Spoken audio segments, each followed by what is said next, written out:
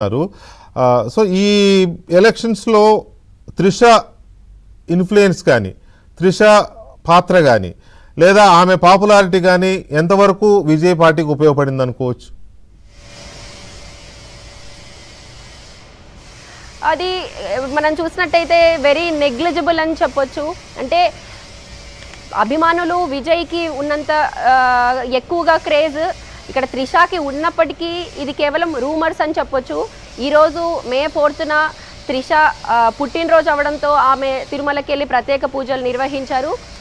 Open secret ఏంటంటే వీరిద్దరూ కూడా అంటే సంగీత డివోర్స్ కేసు ఫైల్ చేయడము, నటుడు టీవీకే అధినేత విజయ్ పైన, ఆ తర్వాత విజయ్ అలాగే త్రిష కలిసి ఒక ఫంక్షన్కి సేమ్ దుస్తుల్లో, అంటే ఇక్కడ తమిళనాడులో ఏంటంటే ఒకటే కలర్ దుస్తులు ధరించి పట్టు వస్త్రాలు ధరించి ఏదైనా పెళ్ళికి అటెండ్ అయితే వారిద్దరూ లివింగ్ రిలేషన్లో ఉన్నారని ఓపెన్గా ఒప్పుకుంటున్నట్టు.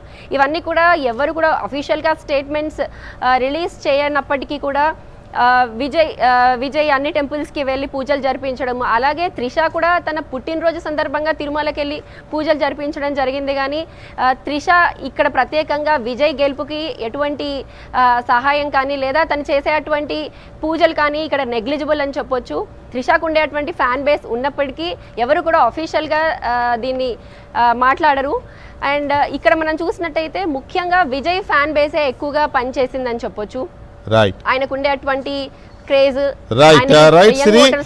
మొత్తంగా చూస్తే మనం తమిళనాడులో దళపతే అధిపతి అనేది క్లారిటీ వచ్చేసింది తమిళనాడు రాష్ట్రానికి.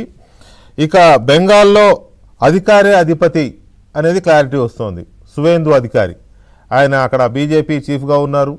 తర్వాత మమతా బెనర్జీ మీద 2 చోట్ల ఆయనే గెలుస్తున్న పరిస్థితి కనబడుతోంది. ఇప్పటి వరకు ఉన్న ట్రెండ్స్ చూస్తుంటే భవానీపూర్లో మమతా బెనర్జీ మీద ఆయన అధికారంలో ఉన్నారు, అలాగే ఆధిక్యతలో ఉన్నారు. అలాగే నందిగ్రామ్లో కూడా ఆయన ఆధిక్యతలో ఉన్నారు మమతా బెనర్జీ మీద. ఇక్కడ విషయం ఏంటంటే పోయినసారి గత ఎన్నికల్లో కూడా మమతా బెనర్జీని ఆయన ఓడించారు.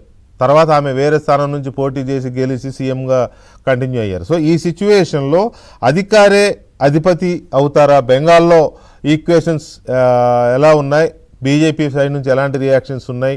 టీఎంసీ యొక్క రియాక్షన్స్ ఏంటి? మిగతా వాటికి సంబంధించి మా Delhi bureau chief Krishna updates ఇచ్చే ముందు ఒక స్మాల్ బ్రేక్ తీసుకుందాం.